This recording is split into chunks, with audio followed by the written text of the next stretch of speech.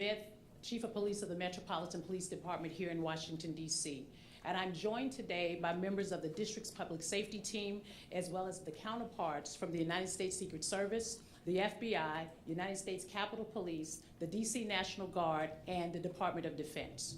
We're here today to discuss the security preparations for the upcoming counting and certification of the electoral votes during a joint session of Congress on January 6th and the upcoming state funeral for former President Jimmy Carter. Before we get into the details of the conference, please allow me to speak very briefly on the recent events that occurred across the country earlier this week. Since the incidents, we have begun actively working with our local, federal, and state partners to share intelligence and to provide support for the ongoing investigation. As of this moment, there are no credible known threats here in the District of Columbia, but out of an abundance of caution, I have heightened our security postures across the city in light of the recent events. Members of the community will notice an increased presence of police officers throughout the district. I want to assure our community that whenever a significant event occurs, such as what happened on New Year's Day, we closely monitor the incident and immediately began engaging with intelligence communities, and we take an additional step to reevaluate our security posture to ensure the safety of our residents, businesses, as well as our visitors. And now looking ahead to Monday, January 6th, the counting and certification of the electoral votes at the United States Capitol has been designated as a national special security event that is led by the United States Secret Service. This event brings together coordination and participation from all levels of government, as well as from our local, state, and federal public safety partners. To our residents and businesses, most of the impact of this event will be felt around the U.S. Capitol on Monday. This will also include road closures, which Capitol Police will provide more details shortly during this conference. And following the proceedings at the U.S. Capitol on Monday, January 6th, the state funeral events to honor former President Carter will be held here in Washington, D.C. between Tuesday, January 7th and Thursday, January 9th. President Carter's state funeral also has been designated as an NSSE, and the United States Secret Service is the lead law enforcement agency for this event. The public will have an opportunity to pay their final respects during a ceremony at the Naval Memorial and a procession to the U.S. Capitol on Tuesday, which will be followed by the former president lying in state in the Capitol Rotunda on Tuesday evening and Wednesday. And on Thursday, former President Carter's funeral service will be held at the Washington National Cathedral. At this time, I'm going to turn it over to Special Agent in Charge, Matt McCool, from the U.S. Secret Service Washington Field Office to discuss the security plans for U.S. Secret Service. Good morning. I want to thank Chief Pamela Smith of the Metropolitan Police Department, Chief Tom Manger in the Capitol Police, Assistant Director in Charge David Sundberg of the FBI's Washington Field Office, and all of our partners you see up here today. The partnerships within the National Capital Region have never been stronger. Ensuring public safety during high-profile events is truly a team effort.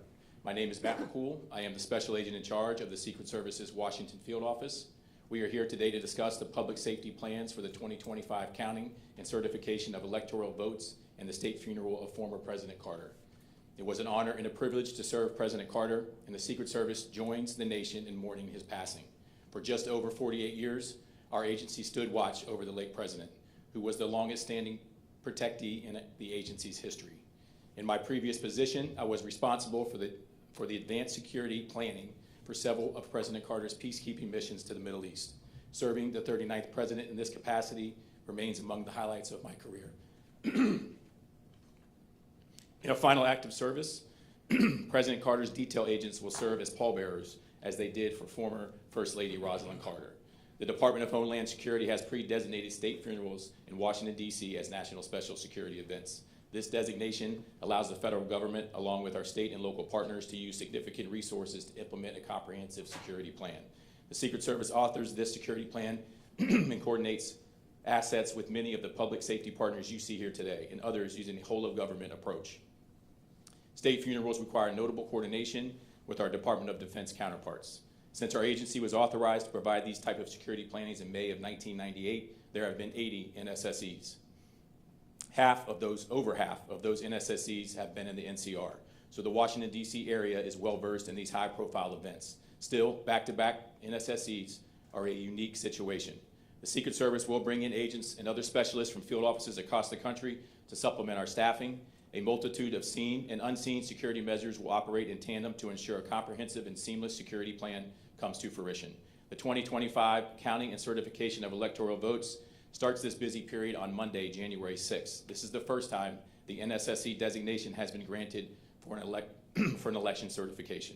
Chief Manger will provide the bulk of the details around securing this event, which will look and feel like a State of the Union address for those who live and work in Washington, D.C. President Carter's funeral ceremony will immediately follow after 3 days of events in Georgia. The late president will arrive at Joint Base Andrews in the afternoon of Tuesday, January 7th. The funeral procession will travel to the Naval Memorial and then to the U.S. Capitol. Chief Smith will offer details on traffic implication and other regional impacts. Meanwhile, I advise everyone that the Secret Service will use drones as part of our comprehensive security plan. Do not be alarmed if you see these assets during the upcoming events or training in the days ahead. President Carter will lay in state in the Capitol on Wednesday, January 8th, and members of Congress and the public will be able to pay their respects. The ceremony will move to the Washington National Cathedral on the morning of Thursday, January 9th for a funeral service before departing that afternoon to Georgia for final internment. As with all NSSEs, the Secret Service will work closely with our partners to keep everyone safe next week. We further aim to minimize disruptions for those living, working, and visiting the NCR to the greatest extent possible. We will provide further details about the upcoming your patience and understanding during this eventful time. Our agents and our partners are working diligently to keep everyone safe. And now it's my pleasure to introduce Chief Manger of the United States Capitol Police. Thank you. Thank you, Matt. Chief Tom Manger, United States Capitol Police. As our nation struggles to maintain a sense of safety in light of the recent mass killings and acts of terrorism, the eyes of the world will be on the United States Capitol to see what happens here on January 6th. We're living in a time of heightened threat environment toward government and elected officials. Our nation's Capitol is prepared to ensure that the legislative process will proceed without disruption and our government will have a peaceful transfer of power. The United States Capitol Police are better staffed, better trained, better equipped than ever before to protect our Capitol and to protect our Congress. 4 years ago, the Office of the Inspector General issued over a dozen after-action reports containing 103 recommendations. We have completed every single one of those recommendations. Today, our planning, our preparation, our intelligence, our training, our equipment are all exactly where they need to be. And as indicated by all of the people here, this has been and continues to be a team effort. Dozens of public safety agencies will be in Washington, D.C. over the next few days to help us keep our community and the government safe. The cooperation among the allied law enforcement agencies in this region is as good as it gets anywhere in this country. Now I'll turn it over to Assistant Director in Charge, Dave Sundberg of the FBI.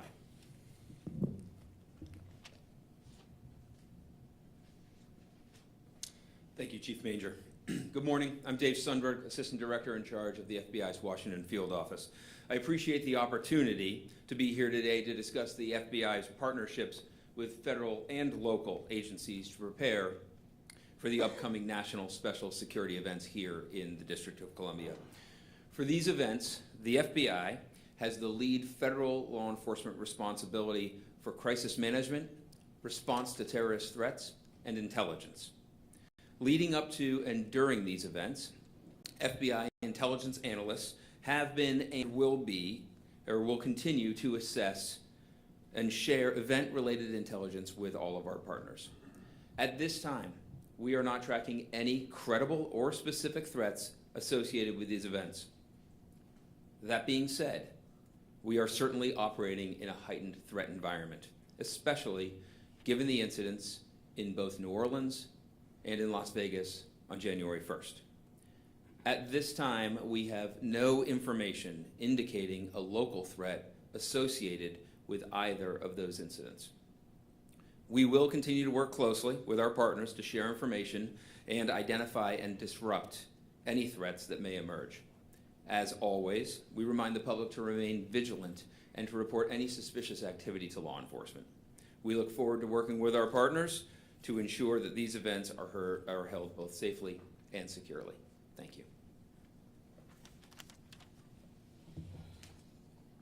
Before we get into questions, certainly want to thank Assistant Director in Charge Sundberg and the rest of my partners here who have explained kind of sort of what the posture will be here in the District of Columbia. What I do know is that events like these require detailed planning, close collaboration, and constant communication with our law enforcement partners. And I want to thank each of our partners who are standing here, my colleagues today, for their continued partnership of the Metropolitan Police Department. And as we've stated, beginning Sunday morning, the Metropolitan Police Department will go into full activation. This activation positions additional officers with specialized training that can be deployed anywhere in the district at a moment's notice, while ensuring that our ability to respond to routine calls for police service will continue across our city. We are committed to upholding the right to peacefully assemble and protest here in our city. However, as I've stated before, when we have special events, and I want to be very clear that we will not tolerate any violence, rioting, destruction of property, or any behavior that threatens the safety and security of our city. This message extends to anyone traveling to the district over the next 3 weeks. We welcome visitors to come and experience what this incredible city has to offer, but those who are intentional on unlawful activity should know that there will be consequences. With all of the events scheduled for next week, there will be road closures around the U.S. Capitol, the Navy Memorial, and the National Cathedral. We are asking our community to be patient, plan ahead, and give yourself extra time. We also encourage you to consider utilizing our Metro Transit system. We have a full list of road closures, maps, and additional information regarding the security of these events online at nsse.dc.gov. It is available for you to view at this moment. Thank you all for being here today. We will open up the floor for any questions. Hi, Chief. Michelle Marsh from 7 News. I first want to thank you all for the hard work that you're doing. You mentioned New Orleans, and that is a case of a single person who was self-radicalized, someone who did their own planning. Can you tell us, how do you prepare for someone who is hell-bent on carnage? Well, I think what we all do as law enforcement partners, I think every single day, and I think I shared earlier, you know, if not weekly, on a bi-weekly basis, we are always talking about incident that could potentially happen here in the city. And what we do, and what I do know, is that we're all very well-trained professionals in this space, and we also host a lot of intentional special events across the city year in and year out. And I'm very confident in the team that I have standing alongside me. Whenever we have any events, we know how to come together and solve those issues. Yes, sir.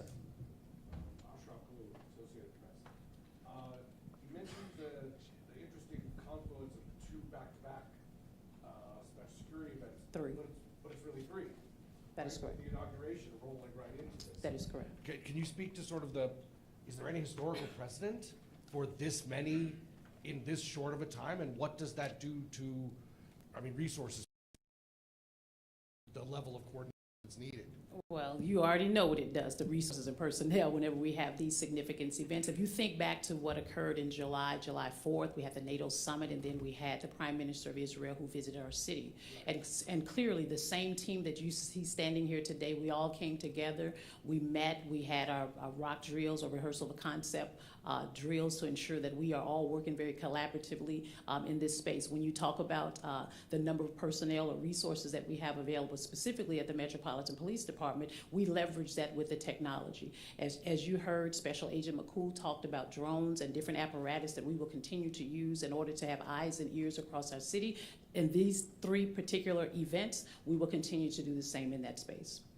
Have you had 3 national special security events in 1 month before? It has happened, or? Well, I will turn that over to Special Agent McCool, Secret Service, and he may be able to address that for you. No, that has never happened before. We have 3 NSSCs over a 15-day period. But what I will tell you is we're flexible, we're adaptable. We've been working on these events for, in some cases, years, and then months, definitely over several months for all of them. So we're going to be prepared. The team is flexible, and so we're going to get it done. Yep. Beatrice Peterson, ABC News. Speaking of personnel, you had asked for 4,000 additional officers from across the country. I was wondering, I know you hit that goal. Given that there's so much events that's happening in the district, are you adding to that goal and maybe asking for additional officers? And in addition to that, National Guard, has that been approved and gone through? So let me answer your first question. You always ask two questions every time I'm up here. So the first question is that we are close to the 4,000 additional resources that we've asked for across the United States, and we're very happy for that. And we also thank those law enforcement agencies who have actually been reaching out to ask us if they could provide assistance. And so we're certainly happy for that. When it comes to the number of resources that we have, we're not asking for any additional. We've been planning for this inauguration 4 years prior. When we're at that point right now, and again, we will be prepared, we'll be flexible, and we will be adaptable to anything that may occur in our city. You forgot about the National Guard, Hope. Yes. Thank you. Very proud to be with you this morning to talk about the National Guard and the support that we're giving to our federal and district law enforcement partners.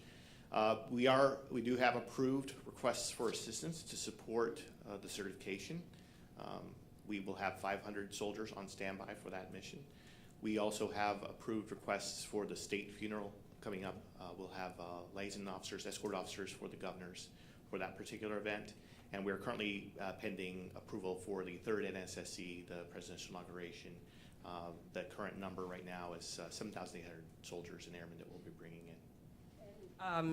4 years ago, they did a lot of traffic. Is that the plan to pretty much oversee traffic management? Yeah, all of our, well, with respect to the presidential inauguration, that is true. We will be providing outer and inner perimeter security support to both Capitol Police, MPD, and Secret Service as well. So. Sir, could you say the number that you gave a number for the inauguration? Yeah, currently pending, the number is 7,800 is the current request. Thank you. State your name and title, please. Oh, yes, I'm sorry, Major General John Andoni. I'm the Commanding General for the DC National Guard. Yes, sir. Brad Bell with Channel 7. So I don't know who wants to take this one, perhaps Chief Manger. Look, obviously the political dynamic is different this time than it was 4 years ago for January 6th. But do you see any possibility that there could be any sort of disruption like we saw back then? Is there any intelligence that anybody's coming to town? Any expectation? Could it happen again? That's 5 questions. 5 questions. There's no credible intelligence that we expect a mass demonstration like we had 4 years ago. Anytime you ask a question about what intelligence and what we are reacting to from the intelligence community, it always ends with, but there's always the lone wolf, always the person who's operating by themselves, and you have no warning about those individuals. That's what occurred in this past few days. These were folks that were by themselves, there was no way for anybody to know about what they were planning. So we need to be prepared for that as much as we need to be prepared for anything. There are several permanent demonstrations. Some other folks and conspiracy theorists, talking about, well, if this happens, we need to be at the Capitol, those kinds of things.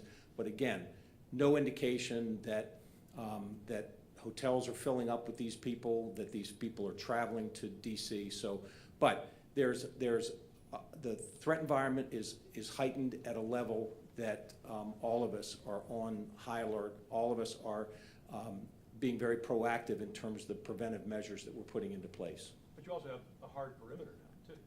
We do, which again, that's part of the layered security that we have for the Capitol. Chief, while you're up there, two quick questions.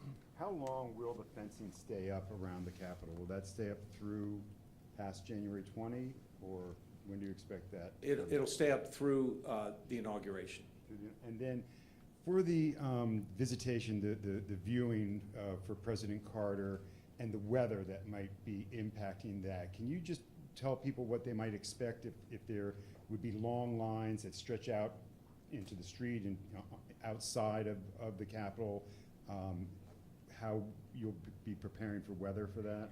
So typically, there are long lines for the state funerals. Folks do queue up outside, and they should expect to be able to deal with the elements. And if anybody here can answer about how to, restore order when this city gets 5 to 8 inches of snow, then I'd like to hear the answer to that. So, I got a question. So yesterday we saw a guy who made a mistake about where to park, right? He's probably used to driving right up to the gear that he's working on, and he was in handcuffs for quite some time, and he's facing a charge. What do you say to those who are gonna come to town and maybe disobey an order? You've got multiple messages. You're asking people to be vigilant. What are messages should be sent out there? Well, the first message is don't drive on the sidewalk, and don't park on the grass on Capitol grounds unless you're given permission to do that. I mean, we need to be vigilant, and when our officers were less than a minute in observing this individual driving on the sidewalk and having him in handcuffs. We had no idea what all that was about. There were people on the sidewalk, and so those are the kinds of things that all of us are on alert for. And so people can expect a quick reaction from law enforcement if they're engaging in concerning behavior. We'll take a question on this side. Yes. Good morning. Thanks for taking our questions. I'm Randy Bass with DC News Now. Over the last 24 to 48 hours, we've learned the president-elect is planning to have a large rally at Capital One Arena the Sunday before the election. Is the safety and security plans in place for that? Is that connected to the inauguration? Is that part of the overall safety and security plan, or are there additional or separate plans being made for that particular event? It's part of the same operational period that we have that's designated for the inauguration. As you know, there will be balls, there will be various events taking place throughout the city during the week of the inauguration. And again, we are prepared to address any large crowds or concerns with respect to that event. Thank you. Thank you for taking questions. Can anybody up there talk about the Secret Service in terms of staffing? Some have called it a, quote, agency in decline regarding staffing levels and staffing shortages. I think the Secret Service might be able to address that. With respect to the Washington field office, we have the most staffing that we've had in 3 years. Not concerned at all. We have with the staffing that we need to fulfill our mission for the 3 NSSEs. Does that answer your question? Okay. We'll take 2 more. A question for Sundberg. When we talk about threat assessments and we're talking about lone wolf, is the FBI concerned about copycats? I mean, arguably Jabbar was a copycat from the German market just a few weeks ago. So are we still concerned about potential copycats from that incident? I think we're always concerned about any behavior that may drive other violent behavior, and we've certainly seen that in past these 2 events. The FBI will continue to look for any intelligence that might let us discover a plan to commit a violent act, whether it's individually or as a large group, and we will ensure that we assess and move that information to our partners as quickly as possible. The security procedures you see around a national special security event certainly give us an to interdict something like that. They are challenging case of work, but we have been working with them for a very long time. In New Orleans and Las Vegas, both cases being investigated by FBI field offices there alongside their state and local partners and any other federal agencies that would get involved in those areas of responsibility, much like we do here in Washington, D.C. And then a question for Chief Manger. I'm curious how your officers are feeling going into this January 6th. This is the first one since in terms of presidential elections. How are how is morale? How are your officers feeling going into this, knowing about all of the past trauma from just 4 years ago? So the biggest goal that my management team has had over the past 4 years is to restore the confidence in our officers that we are prepared for anything. And we've spent the last 4 years, increasing staffing, increasing training, getting new equipment, and standing up what I believe is a world-class intelligence operation, and probably most of all, just overturned our planning process into what it should be. So when we plan for an event, everything that goes into it. And I think that, look, any chief that will stand up here and talk about the morale of his troops, morale's in the eye of the beholder. I'm the last person you should ask about morale, because I could give you a long dissertation on morale. The fact of the matter is, you ask these officers, do you have confidence today? And I was at a roll call at 7 o'clock this morning, and was talking to the officers, and I asked for a show of hands. How of you were here 4 years ago? And about half of them raised their hand. The other half came here knowing exactly what they were getting into, and they're here because they want to be. And if you ask most of them, they were here because of January 6th. That's why they wanted to come to the Capitol Police. And the other folks were, in that roll call, were the first responders, the bicycle officers, and the civil disturbance officers. These are officers that want to be on the front lines of what is happening here. So I do think that the officers are confident that we're prepared for anything, and I believe that we have restored that sense of safety for our community on Capitol Hill, and restored the confidence of the officers that the department's not going to let them down. Hi, Ellie Silverman with the Washington Post. Thanks for taking our questions. I know that you all have talked about how, in light of recent attacks, you're all on high alert, but I'm wondering if you or others could speak more specifically about any changes that maybe those events have already prompted. For example, are you expanding the security perimeter, more so than you would have or planned to a week ago? Or are there additional road closures? Just anything more specific that these events have prompted in your posture? I think, as I've stated earlier, is that one of the things that we oftentimes do is that we work very closely with our intelligence community and our partners and my colleagues here. And anytime we see any threats across the country that may be impactful here, we reassess and reevaluate our security posture. And as you know, we've been working and planning the inauguration for quite some time. And if we feel or believe at this time that there is a need for us to enhance our security posture any higher than, or heighten it any higher than what it is, we will do so.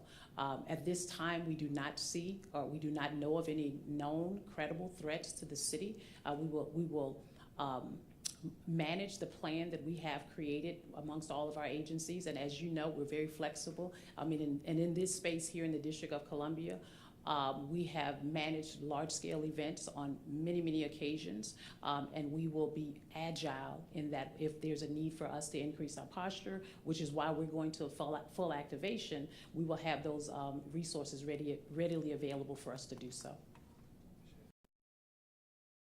In light of the video that was released on the unsolved pipe bomb case, I was just wondering if you could speak to or describe your level of concern that that person is still on the loose, still at large.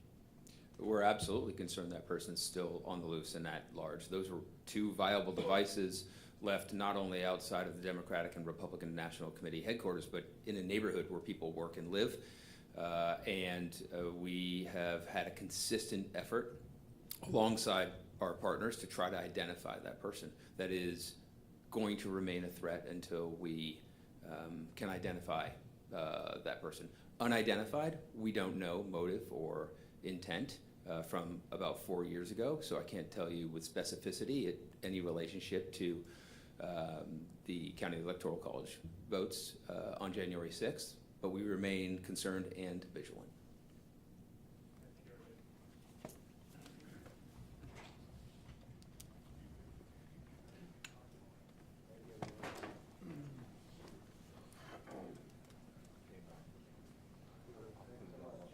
I took some notes. Oh, you did? Okay.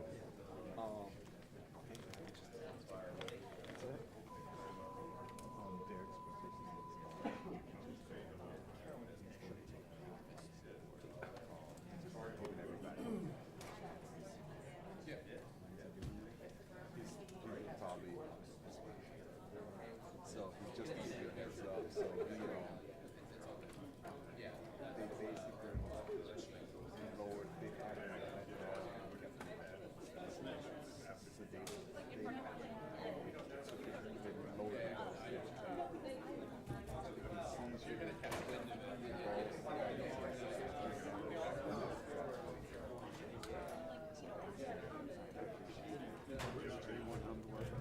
yeah, and I'm gonna